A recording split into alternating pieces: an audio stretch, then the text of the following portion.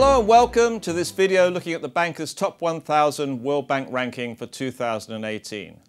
Key changes this year are a recovery of sorts in Europe, helped by a big increase in the profits of British banks.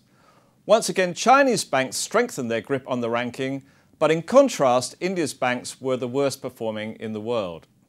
Since the financial crisis, an ongoing theme of the Top 1000 has been the rise of Asian banks as compared with the bad performance of banks in Western Europe. And this is the first year for some time in which there has been any kind of reversal to that trend. But let's start with the overall top 10 with the banks ranked by Tier 1 capital.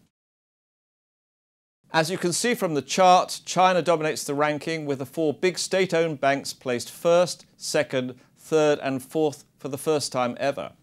ICBC holds on to the number one spot for the sixth year running. In fact, ICBC grew its capital by $43 billion, which is like adding a bank the size of the UK's Standard Chartered or Switzerland's UBS in just a single year. This continuing growth of China's banks widens the gap between them and the large American banks such as JP Chase and Bank of America, which were largely flat in capital terms. The UK's HSBC fell from 9th to 10th place in the overall ranking based on capital, despite a 9% increase. At the same time, its profits soared 141%, helping to give the UK the third largest increase in profits globally. As you can see from this next chart, the UK and Italy joined the ranks of China and the US as the countries with the largest increase in profits.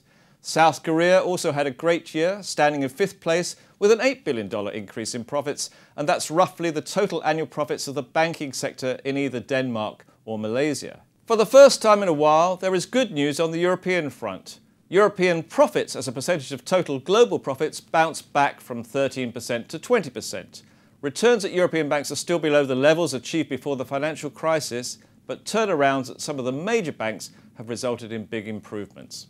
Italian banks, for example, still have many problems with non-performing loans, but as you can see from this next chart, there was a huge recovery at the country's largest bank, UniCredit, where a large loss last year was turned into a pre-tax profit of $7.8 billion. The same is true for the UK's Royal Bank of Scotland, which for almost the first time in a decade is no longer a drag on the UK banking sector.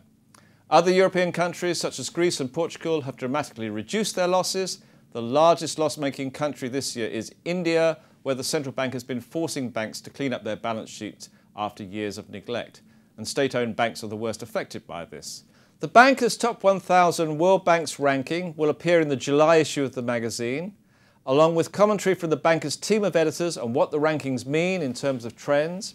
Anyone wishing to order a copy of the July issue can do so at top1000worldbanks.com. The ranking is taken from the Banker database, which contains a wider range of data on many more banks that appear in the published ranking. To subscribe to the full database, go to thebankerdatabase.com. And if you want to see what the database can provide, we offer an online demonstration with a screen sharing session. Further details can be found at the end of this video.